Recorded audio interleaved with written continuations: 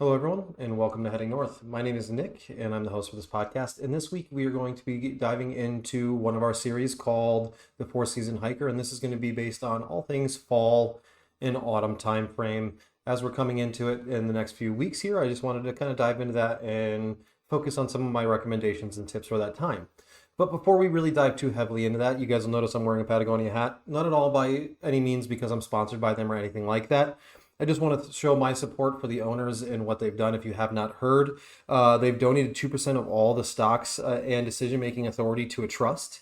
And then the following 98% of it, and excuse me, I want to make sure I have my facts right here, so I do have my phone out. But 98% of the company's stocks will go to a nonprofit called Hold Fast Collective, which will use every dollar received to fight the environmental crisis, protect nature and biodiversity, and support thriving communities as quickly as possible. So I wanted to bring that up because that's something really cool, and it's something that a lot of these companies don't do, and a lot of these owners don't do. So it's something that I thought was really neat and really a great step in the motion towards really actually trying to protect the environment and not really looking outwards into the stars, but looking inward and figuring out what we can do to save this planet. So really awesome there. If you guys want to learn more about that, there's lots of articles about it all over the news and on the internet and stuff like that. So definitely check it out. So as I said, we're going to be diving heavily into autumn and fall time frame and what's going to really be needed there for this time of year. First of which I want to dive into gear. I always err on the side of caution and make sure that I overpack and overdress just because you can always take stuff off, but you can't put things back on. And as I've learned in Minnesota, there's no such thing as bad weather. There's only such thing as not wearing the right clothing. So ultimately, when you're going out on the trail, and we'll look at gear and then we'll look at clothing, you want to make sure that you have, yes, your 10 essentials, but you're going to want to start looking into other things depending on what time of fall and autumn you're coming into. At this point, we are coming into the middle of September, and which means autumn is within the next few days, or fall is within the next few days going to be happening. And this time of year, especially in the Northern Hemisphere and the far north of the Northern Hemisphere, things are starting to get cold. I know here in Duluth and in Minnesota, we're starting to see those 60-degree days and starting to see more of that damp weather and stuff like that. So we want to make sure that in our packing, we have some other items outside of those 10 essentials. And if you want to look up those 10 essentials, you can go over to the blog, headingnorthpodcast.com/blog, and check out, there's a list there for all of the 10 essentials, as well as some things on top of those you might want to bring. But you want to look at things like what type of foods you're bringing instead of those little summer snacks or stuff that isn't necessarily heated. Bringing some type of soup or something that you have to heat up on the trail may be a great option. You're also going to want to make sure you have rain gear and other items like that, because unlike summer, this time of year, we are going to have a lot of rain, and we're also going to have those damper days. So you want to make sure you stay dry, because with that cooler weather and being damp, you could get yourself into a serious situation out on the trail. Now, looking at clothing for fall, it really depends on where you are and what time of fall you're in. Like I said, we're coming into the beginning of fall, so you still might be able to get away with a t-shirt and shorts, but you want to make sure that you pack enough in case it does get cool in the trail or the temperatures change. Fall and spring, as many know, have the ability to be a little bit more fickle than summer and winter. Summer, you know it's going to be hot and warm, and winter, you know it's going to be very cold. But between spring and fall, you could have a range of either of those sides of nature and of the weather. So you want to make sure you have things like a fleece, as well as some type of base layer. I'm personally right now wearing a capilene style material. And then underneath, and I was on a river tour today, so underneath I also do have some type of like another thinner material that is keeping me nice and cool, but also keeping me covered and is protecting my body from bugs, stuff like that.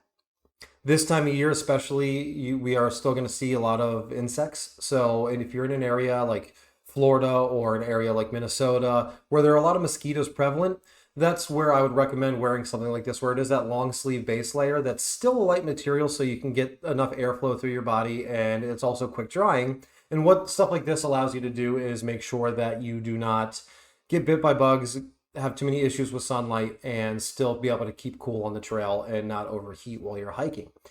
It's nice to have stuff like this because, yes, you can dress in layers and take stuff off, but something like this keeps you warm when it's needed and also cools you off in those times where it is warmer. Now, for this time of year, you also really want to look at footwear. As in spring, fall, a lot of times is going to be very damp, so you're going to want to make sure you have some type of waterproof shoe. this is not necessarily the time of year to wear tennis shoes or any type of sneaker that isn't waterproof. This is where you're going to want those hiking boots. You can also wear like a trail running shoe that is waterproof or water resistant. And I was actually talking with a group of guys here that were up from the Twin Cities. I think they said St. Paul. And their dad was actually about to start the north to south hike of the Superior Hiking Trail. And they did the first day of hiking with him just to experience that and kind of support him. And when I asked them how it was and what they thought of that experience, they said it's very wet. The entire trail was mud and muck, and it made it very hard for them because the two of them, the two sons that had joined their father, had tennis shoes, whereas their dad was smart enough and prepared enough and brought hiking boots that were waterproof. So those are definitely things that you want to take in effect. Any soldier will tell you, any Boy Scout will tell you, the second your feet get wet, you're going to have a lot of issues on the trail. So you also are going to want to make sure that you have extra pairs of socks. For something like this, where I was planning to do a hike today after my river tour, I actually packed a pair of Smart Wool longer socks, like a pair of hiking socks. And then I also did pack a sportier pair of ankle high socks something more like I would wear to run, depending on what's going on in the area. That gave me the opportunity and the versatility to make sure that I had the right footwear and the right things to make sure that my feet stayed dry and kept a good temperature. And it also doesn't really add a whole lot of weight on top of your gear when you're adding an extra pair of socks, because one of them is going to be on your feet. You keep one in your bag and you're good to go.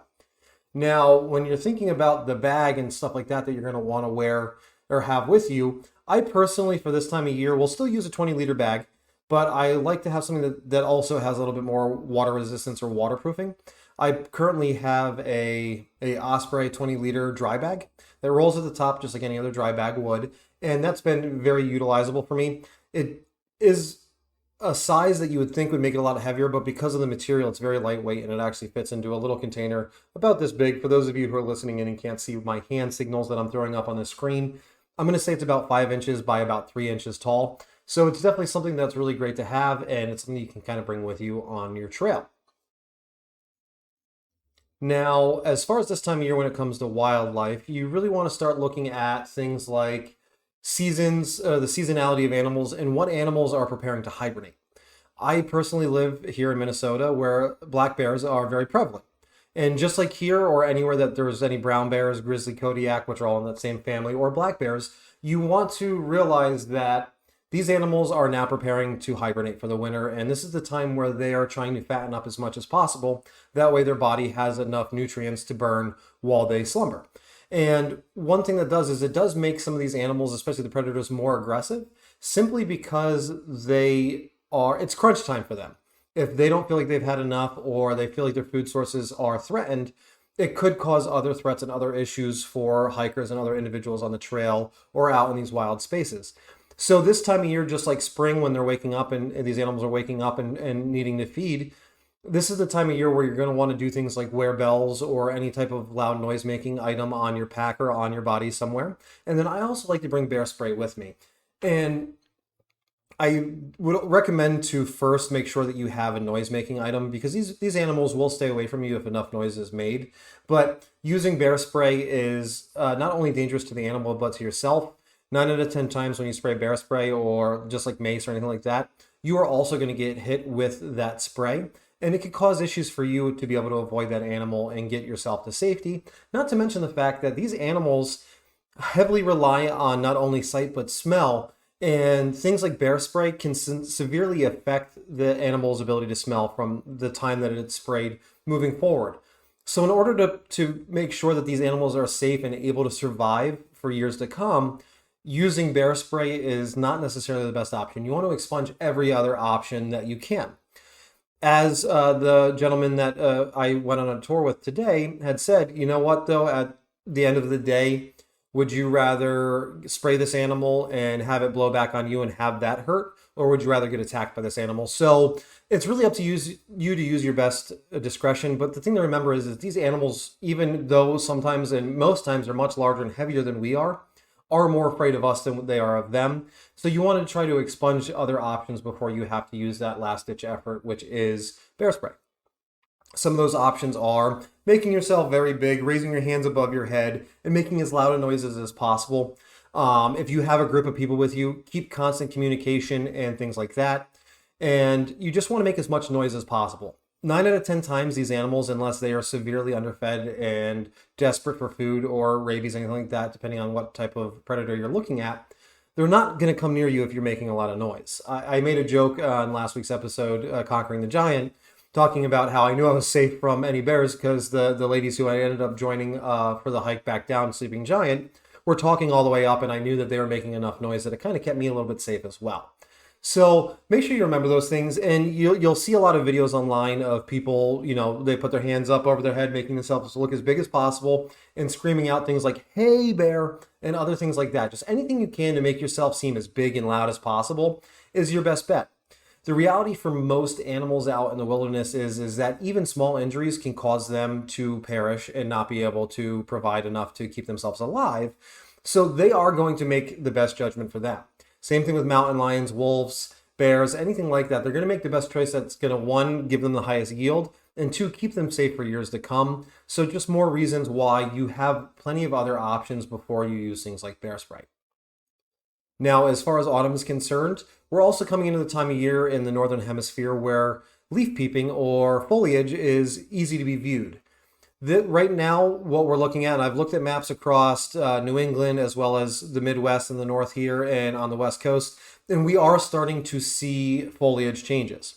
Not to put a sense of urgency or cause any FOMO for anyone, but the reality of the matter is within the next 2 weeks, the leaves are going to turn.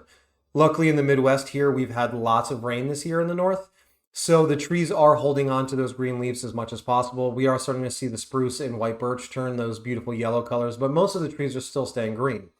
Now, on the East Coast, where the bulk of the summer has been a level of a drought and doesn't necessarily have a lot of water to keep these plants alive, we are starting to see that color go. So if you look on websites or news sites like NPR, so Minnesota Public Radio, or NPR, they do post maps on social media. Most states that do have foliage, like Massachusetts, Vermont, anywhere like that, will have maps provided to show you the best places to see and what the progression of fall is. So in your preparation steps for any trip you're taking, I highly recommend you look at those things. That way, one, you don't miss them and you can kind of plan around them so you're not disappointed when you go up and guess what? It's not fall colors yet.